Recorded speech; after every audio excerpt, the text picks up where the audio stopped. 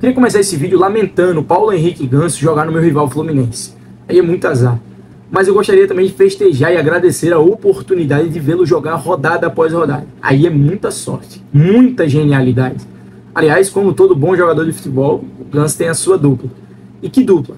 Aliás, eu diria que a dupla do Ganso no Fluminense, a melhor dupla dele no Fluminense, por incrível que pareça, é um grande contraste ao que é o Paulo Henrique Ganso. Talvez água e óleo, né? Distintos completamente, porém, o complemento perfeito um para o outro. John Arias. O famoso play e pause. O Ganso é o pausar, é o pensar, é o cadenciar, é o esperar. Como diria Fred Caldeira, ele é o maior anacronismo do futebol atual, que é de muita correria, intensidade, velocidade a todo instante. E o Ganso, se fosse uma ferramenta de ajuste de velocidade, ele estaria o tempo inteiro no 0.5. No seu tempo. Ele tá certo, os outros estão apressados demais. E o Arias é o play o tempo inteiro, o play constante, a velocidade a todo custo. Só que não se engane, eu gosto sempre de ressaltar isso. O Arias consegue correlacionar duas coisas que poucos conseguiram dentro da história do futebol, que é unir a velocidade à inteligência. Muitas vezes você ouviu alguém dizer que um corre e o outro pensa, né, dentro de um time, quando tem um velocista e um meia mais armador. No caso do Arias, o Arias ele é muito inteligente. Ele sabe o momento de se movimentar, para onde se movimentar, com qual velocidade ele vai se movimentar de acordo com cada jogada. Então, ele sabe ler muito bem, ele tem uma leitura muito bem apurada, ele é muito inteligente, ele pensa muito bem. Então, com a dupla Paulo Henrique Ganso e John Arias, não tem essa de um pensa e o outro corre. Os dois pensam pra cacete, só que pensam de maneiras distintas. O Ganso com um pouco mais de calma, um pouco mais de cadência, de classe. O Arias pensa pra cacete, mas ele pensa tão acelerado que ele destrava qualquer defesa, principalmente aquelas que estiverem dormindo. Falando um pouco do jogo aqui, o resultado foi justo. Se a gente for pegar um apanhado geral do que foi a partida, principalmente em termos de proposta, de estratégia, eu acho que o Fluminense ele foi mais eficiente do que o Flamengo, que ainda precisa virar uma chavinha, que eu vou citar aqui, que é a chave do consciente competente. O Flamengo hoje ele ainda é um consciente incompetente. O que é que eu estou querendo dizer com isso?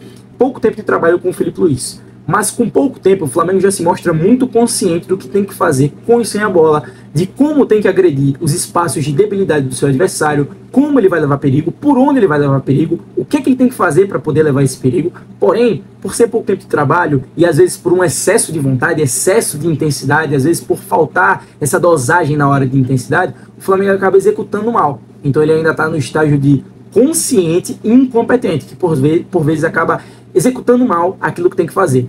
Só que eu diria que em pouco tempo de trabalho do Felipe Luiz, o Flamengo vai virar a chave para o consciente e competente. E aí quando virar para essa chave, fudeu.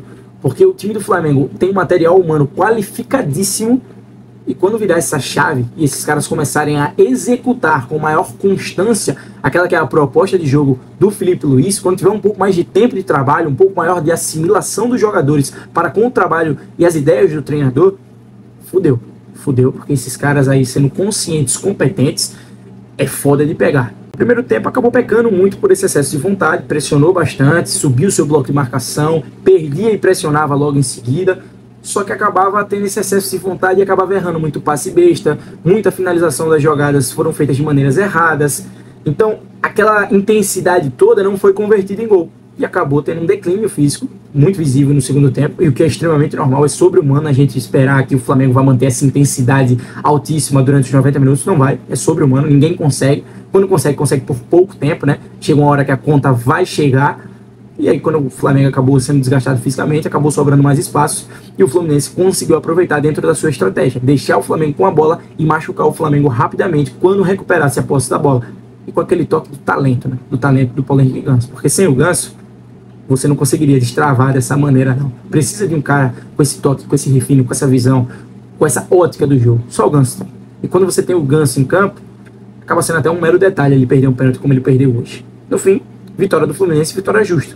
O Fluminense soma 3 pontos importantíssimos para se afastar daquela briga para permanência na Série A, para se afastar da zona da degola, coloca uma pressãozinha nos outros que também estão naquela briga.